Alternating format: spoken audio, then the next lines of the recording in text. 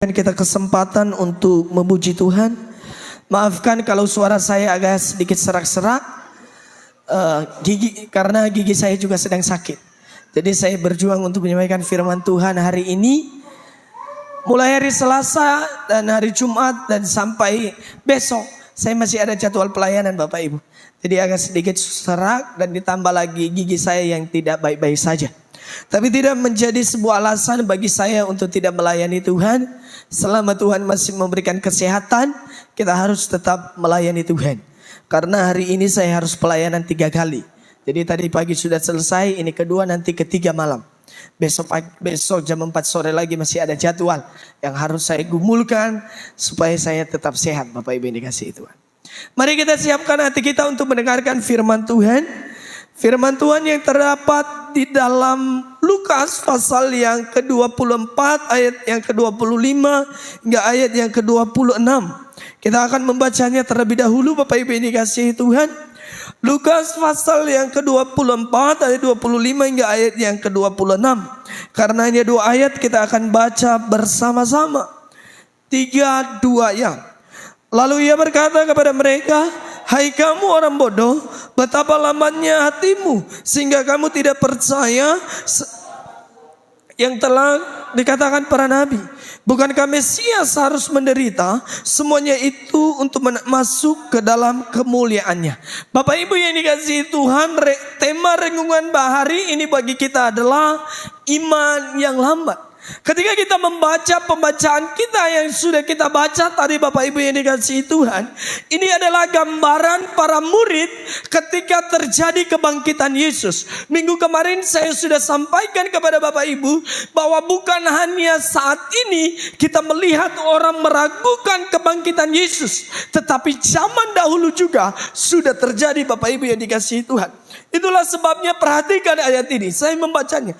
Lalu ia berkata kepada mereka, "Hai kamu orang bodoh, betapa lambatnya apa? Hatimu." Ini adalah pernyataan keras yang disampaikan oleh Yesus kepada muridnya ketika mereka berjalan menuju Emmaus. Yesus berkata kepada muridnya, "Hai kamu orang apa? Orang bodoh." Teguran ini adalah teguran yang keras yang disampaikan oleh Yesus kepada para murid. Orang yang tidak mengerti kehendak Tuhan digambarkan di dalam pembacaan kita adalah seperti orang apa? Orang bodoh. Itulah sebabnya Bapak Ibu yang dikasihi Tuhan, ketika orang meragukan ketuhanan Yesus, biarkan mereka. Karena Alkitab menggambarkannya apa? Hai kamu orang bodoh. Kata lamban sendiri mempunyai pengertian Bapak Ibu yang dikasihi Tuhan. Iman yang lamban adalah iman yang tumpul. Tahu tumpul enggak? Kalau pisau itu Bapak Ibu, kalau tumpul kira-kira menghasilkan enggak sesuatu yang baik? Tidak Bapak Ibu. Jadi iman kita itu jangan sampai iman kita menjadi iman yang tumpul. Ketika iman kita menjadi tumpul, maka kita disamakan dengan orang bodoh. Itulah sebabnya Alkitab berkata Bapak Ibu, ketika kita menggali kata lamban ini, maka mengandung makna imannya tumpul. Tidak ada faedahnya, tidak ada gunanya iman yang tumpul. Sesuatu benda yang sudah tumpul, maka tidak akan pernah bisa digunakan oleh siapa? Oleh Tuhannya. Jadi ketika iman kita tumpul, maka kita sebenarnya kita tidak berguna bagi Tuhan. Lalu dikatakan iman yang tidak aktif. Jadi tumpul itu mengandung iman yang tidak aktif. Dan tidak memahami apa yang Tuhan sudah kerjakan. Itulah iman yang tumpul Bapak Ibu. Tapi saya berdoa buat kita supaya kita tidak menjadi orang-orang yang imannya tumpul Bapak Ibu yang dikasihi Tuhan. Iman kita harus menjadi iman yang aktif. Kita melihat kebesaran Tuhan demi kebesaran Tuhan terjadi dalam hidup kita. Yang anak muda, jangan ragukan masa depanmu. Jangan ragukan pasangan hidupmu. Tugasmu adalah berdoa. Karena yang punya hati manusia siapa? Tuhan. Jadi kalau kamu dipertemukan dengan orang-orang baik, dipertemukan dengan pasangan hidup yang baik, rajinlah apa? Berdoa. Minta kepada Tuhan. Jangan minta kepada dukun. Kalau kan ada itu kan, cinta ditolak, dukun bertindak. kita nggak mengenal itu. Bapak Ibu yang dikasihi Tuhan. Ketika kita membaca di dalam Ibrani pasal yang kelima ayat 11. Alkitab berkata, kalau kita membaca Bapak Ibu, saya membaca ayat 11, Bapak Ibu 12. Dan di ayat yang ke-14 nanti kita akan sama-sama membacakannya. Ayat 11. Tetapi hal itu banyak yang harus kami katakan. Tetapi yang sukar untuk dijelaskan. Karena kamu telah lamban dalam hal mendengar. Silakan Bapak Ibu yang dikasihi Tuhan.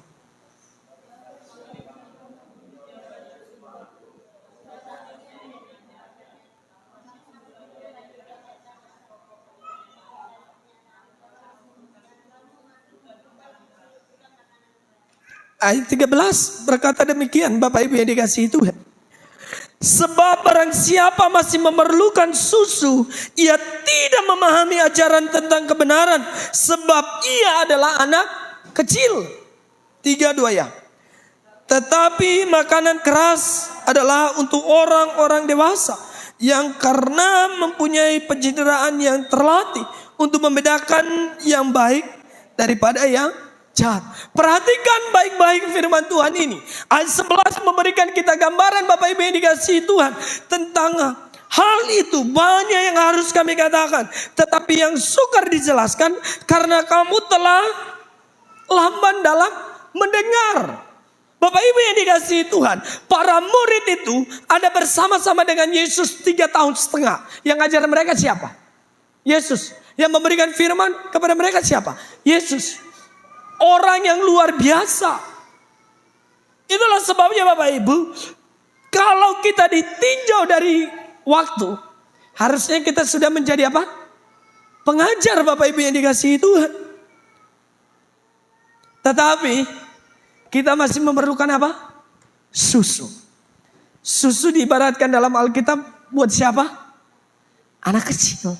Kenapa Bapak Ibu yang dikasihi Tuhan? Karena dia masih membutuhkan pertumbuhan. Nah, iman kita harusnya menjadi iman yang dewasa, di mana sudah terlatih di dalamnya Bapak Ibu yang dikasihi Tuhan. Jangan minta berkat terus kepada Tuhan. Tuhan berkati aku, Tuhan berkati aku. Itu masih kecil iman kita. Itu diibaratkan masih gambaran iman anak kecil. Tetapi kita melihat Bapak Ibu yang dikasihi Tuhan, makanan keras buat siapa? Buat orang dewasa. Tulang-tulang itu biasanya makanan orang dewasa. Gak mungkin kita kasih bayi kan. Kita sodorkan ke bayi. Nih makan di tulang. Gak mungkin buat dewasa. Artinya kita sudah bisa membedakan karena pencernaan kita sudah mampu menampungnya Bapak Ibu. Itulah sebabnya iman kita harus sebenarnya tambah hari tambah kuat. Tambah hari tambah dewasa. Bukan tambah hari tambah kendor. Ada beberapa hal yang kita pelajari. Kenapa para murid mengalami keraguan-raguan? Apa yang membuat iman kita lamban? Yang pertama Bapak Ibu,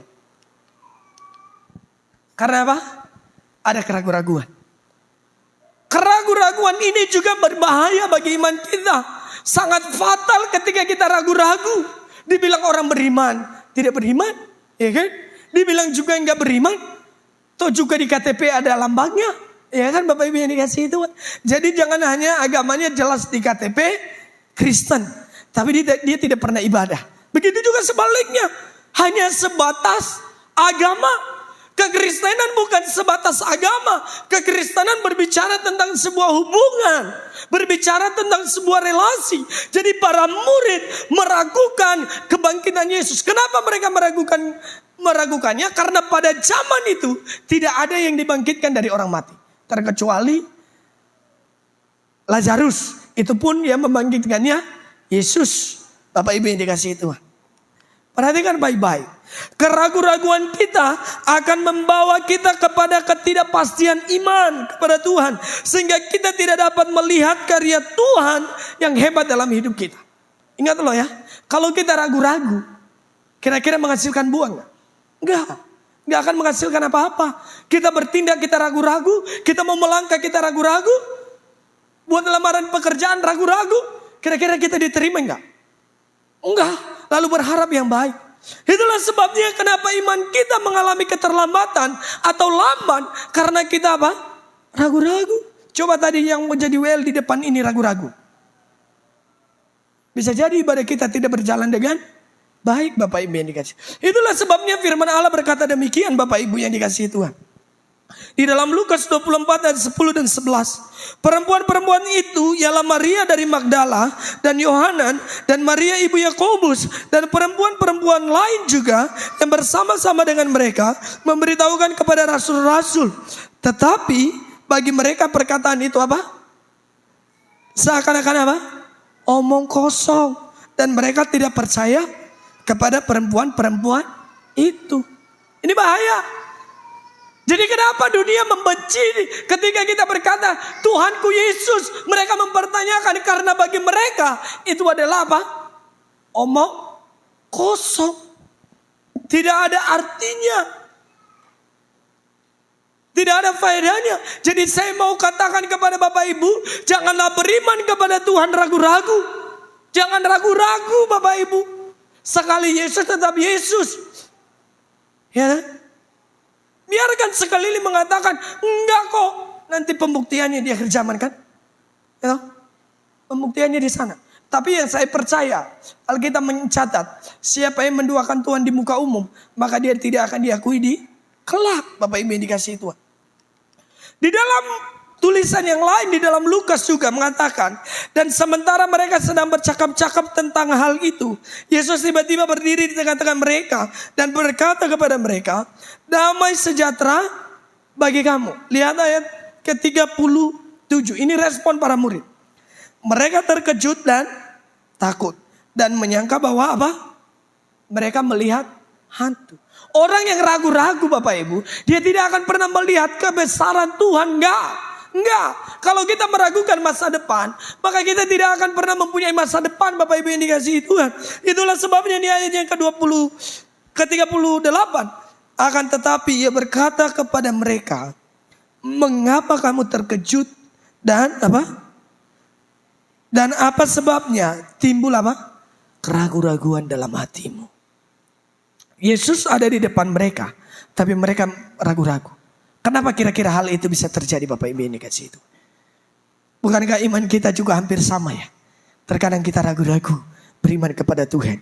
Yang kedua, yang membuat iman kita lamban. Yang kedua adalah konsep kita yang salah. Para murid mempunyai konsep yang salah tentang Yesus. Mereka berharap Yesus membebaskan mereka dari apa? Penjajahan Romawi. Para murid itu mereka berharap Yesus yang datang itu membebaskan mereka dari apa? Penjajahan Romawi. Bukankah kita beriman juga hal yang sama? Kita maunya Yesus sebagai apa? Hanya sebatas penyembuh kita? Ini konsep iman kita yang salah. Kita berharap ketika kita beriman itu kita tidak akan mengalami apa? Kerikil-kerikil dalam kehidupan, kita tidak akan mengalami sakit penyakit, kita tidak akan mengalami kemerosotan ekonomi. Itu konsep yang salah. Jangan ikut Yesus hanya untuk mencari apa? Berkatnya. Salah Bapak Ibu.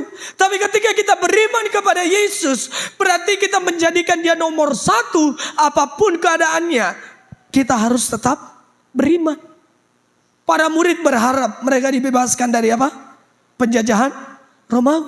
Tapi Yesus bukan datang untuk itu. Yesus datang membebaskan kita dari dosa Bapak Ibu yang dikasihi itu. Bukan berarti tidak ada tujuannya. Kenapa Yesus tidak langsung menyatakan diri kepada murid sedemikian rupa. Ada tujuannya Bapak Ibu yang dikasihi Tuhan. Supaya mendidik para murid. Mereka mempercayai firman Allah. Di mana kita melihat pernyataan ini? Di dalam Lukas pasal 24 ayat 21. Padahal kami dahulu mengharapkan bahwa dialah yang datang untuk apa? Membebaskan bangsa Israel. Tetapi sementara itu telah lewat 3 hari sejak semuanya itu terjadi. Jadi para murid kecewa. Kenapa ya Yesus kami dibunuh, dia disalibkan, dia ditelanjangi seperti orang berdosa. Tapi dia katakan dulu robohkan bait Allah ini. Dalam 3 hari aku akan membangunkannya kembali. Gimana mungkin bait Allah kesukaan orang Israel, bait Allah yang menjadi apa? Kehormatan bagi Israel dirobohkan dalam apa? 3 hari. Bangunan bait Allah itu merupakan gambaran Israel Bapak Ibu. Makanya orang Israel itu sangat mempertahankan apa? Bait Allah. Itulah yang perlu kita sadari Bapak Ibu. Tuhan katakan robohkan bait Allah ini. Apa yang menjadi kesenangan kita, terkadang Tuhan hancurkan. Supaya apa? Nyata karya Tuhan dalam hidup kita Bapak Ibu. Jadi jangan sampai kita ikut Yesus tapi kita mempunyai konsep yang salah. Tapi perlu kita menyadari Bapak Ibu yang dikasihi Tuhan. Bahwa kematian dan kebangkitan Kristus bukanlah membebaskan kita dari mana? Dari jajahan manusia. Tetapi membebaskan kita dari mana? Jajahan dosa Bapak Ibu yang dikasihi Tuhan. Jajahan dosa itu jauh lebih parah dibandingkan dengan jajahan manusia loh Bapak Ibu. Karena dosa itu membawa kita kepada kebinasaan. Iya. Saya mau tanya Bapak Ibu. Indonesia duluan mana? Indonesia merdeka apa Israel? Hah? Duluan mana? Indonesia merdeka atau Israel? Hah? Mana? Duluan Indonesia Bapak Ibu. Jadi Indonesia itu duluan merdeka secara apa? Kekuasaan ya. Israel itu belakangan baru merdeka Bapak Ibu. Tapi mana negara yang lebih maju? Israel. Kenapa? Karena mereka orang diberkati Tuhan. Itu janji Tuhan Bapak Ibu yang dikasihi Tuhan. Meskipun mereka berontak kepada Tuhan. Tidak ada janji di luar bangsa Israel. Tidak ada. Tidak ada. Saya mau tegaskan ini. Tidak pernah Tuhan berjanji di luar bangsa Israel. Tidak. Umat pilihan itu adalah umat Israel. Itu dinyatakan oleh Alkitab dan dinyatakan oleh agama-agama sebelumnya Bapak Ibu yang dikasihi Tuhan. Bahwa hanya Israel lah yang mendapatkan janji. Yang menciptakan Facebook dari mana? Israel. Keturunan Israel ya. Semua yang baik-baik itu Israel Bapak Ibu. Lampu Israel. Lalu setelah itu ada banyak orang yang mengklaim, enggak, itu dulu nenek moyang kami. Ya kan? Tuh sejarah membuktikannya. Diakui tidak diakui, Israel tetaplah orang pilihan Allah. Konsep iman mereka yang hanya mengharapkan Mesias tidak membatalkan mereka sebagai apa? Umat pilihan Allah. Dan saya mau ingatkan kepada Bapak Ibu, diterima tidak diterima kita di tengah-tengah masyarakat, kalau kita beriman kepada Tuhan, tidak pernah membatalkan apa? Pilihan Tuhan dalam diri kita. Itu yang perlu diimani Bapak Ibu. Yang ketiga, kenapa kita mengalami iman yang lambat? Yang ketiga, karena kita berlarut-larut dalam apa? Kesedihan. Murid-murid mereka berlarut dalam kesedihan. Yesusku sudah dibunuh. Yesusku sudah mati. Yesusku sudah dikubur. Tapi saya mau katakan, firman itu tidak pernah bisa dikubur. Karena firman itu adalah Allah sendiri. Siapa yang di sini? Kalau ditinggalkan orang yang disayang tidak pernah sedih. Ada? Yang di sini? Ditinggalkan orang yang paling kita sayangi, kita banggakan gitu ya. Ada yang tidak sedih? Nggak ada. Boleh nggak bersedih? Boleh. Tapi jangan sampai berlarut-larut. Karena apa? Ketika berlarut Bapak Ibu yang dikasihi Tuhan, kita bisa stres. Para murid ketika mereka kehilangan Yesus, disalibkan, mereka kemana? Lari terbirit-birit. Mereka sedih. Itulah sebabnya Bapak Ibu yang dikasihi Tuhan. Manusia yang bermuram hanya memikirkan apa? Masalah-masalah hidupnya tanpa melihat kebenaran. Akan kesulitan apa? Mengenali Tuhan. Kalau kita muram terus, sedih terus, kita tidak akan pernah melihat apa? Pekerjaan Tuhan yang hebat Bapak Ibu yang dikasihi Tuhan. Itulah sebabnya Bapak Ibu, mari perbaharui iman kita. Memang kenyataannya hidup kita mengalami berbagai tekanan. Tapi kebenarannya kita sudah dibebaskan dari dosa Bapak Ibu yang dikasihi Tuhan. Itulah sebabnya Alkitab berkata demikian. Yesus berkata kepada mereka, apakah yang kamu percakapkan sementara kamu berjalan? Maka berhentilah mereka dengan muka apa? Muram. Ini adalah keadaan para murid. Tahu kenapa hal ini bisa terjadi Bapak Ibu yang dikasihi Tuhan? Maka saya mau ingatkan Bapak Ibu yang dikasihi Tuhan. Sebagai perenungan kita. para murid mengalami hal ini, hanya satu yang dapat bisa mengatasinya. Siapa? Kasih Allah itu sendiri. Jadi siapapun yang mau berjuang bertemu dengan Allah, dia tidak akan pernah menemukan Allah kalau Allah tidak menyatakan diri kepadanya. Catat dalam hati Bapak Ibu ya. Itulah genap firman Allah di dalam Injil Yohanes. Bukan kamu yang memilih aku, tetapi akulah yang memilih kamu. Kalau para murid pada saat itu langsung melihat Yesus, maka iman mereka itu bisa bertumbuh. Bisa enggak Bapak Ibu? Karena apa? Karena mereka melihat. Coba Thomas. Coba dibaca nanti di dalam Yohanes 20 ya. Thomas berkata apa? Aku baru percaya kalau aku mencucukkan apa? Tanganku ke dalam lambungnya. Artinya dia baru percaya bahwa harus itu nyata. Tapi Yesus bilang apa kepada dia? Thomas, silakan. Lambung gua nih. Lambung gua ini tertusuk buat lu. Ini tangan gua terpaku buat kamu. Cucukkan tangan lu. Lalu Thomas mencucukkan tangannya? Enggak. Lalu dia berkata, Tuhanku. Apakah gak ada Alkitab mencatat bahwa Yesus Tuhan? Lihat pernyataan Thomas itu. Tuhanku. Lalu dia bilang kepada Thomas, Yesus berkata begini. Thomas, kamu berkata demikian karena kamu telah melihat aku. Tetapi berbahagialah mereka yang percaya meskipun mereka belum melihat. Jadi Bapak Ibu tergolong orang-orang yang berbahagia. Karena percaya. Kalau Yesus tidak dibangkitkan, maka sia-sialah kematian kita. Kita tidak akan dibangkitkan. Kita akan menjadi binatang gitu. Mau gak Bapak Ibu kalau mati jadi binatang?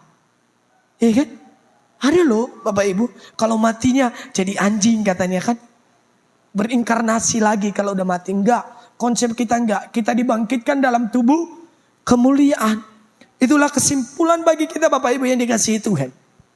Kesimpulannya.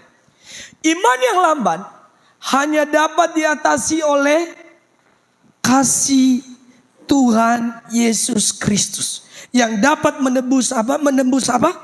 Kedalaman hati manusia. Jadi hanya Yesus Kristus lah yang berhak memilih siapa yang dia punya. Siapa yang dia kasihi. Sehebat apapun manusia yang memperbaiki dirinya, gagal kita Bapak Ibu. Dikasih hukum Taurat 10 gagal. Tuhan sudah nyatakan, tapi Tuhan menyatakan dirinya kepada para murid melalui apa? Kasih. Saudara dan saya hanya mampu bertahan di tengah-tengah dunia yang tidak pasti ini. Ketika kita memiliki apa? Kasih. Jadi hiduplah terus menerus di dalam kasih itu. Jangan tinggalkan Yesus. Karena Yesus sudah mengasihi kita semua. Tuhan memberkati kita semua. Mari kita tunduk kepala. Kita berdoa. Bersyukur atas firman-Mu ya Bapa yang baik. Engkau mengingatkan kami lewat peristiwa para murid-Mu. Bahwa kami tak satu pun dapat mengenal Engkau tanpa Engkau menyatakan diri kepada kami Bapa yang baik. Terima kasih buat kasih-Mu. Terima kasih buat pengorbanan-Mu. Terima kasih buat anugerah-Mu. Biarlah kasih-Mu itu mengubah sikap hati kami. Supaya hati kami terus melangkah. Terus berpegang kepada Tuhan. Dan terus dewasa di dalam iman kepada Tuhan Yesus Kristus. Terima kasih Bapak yang baik.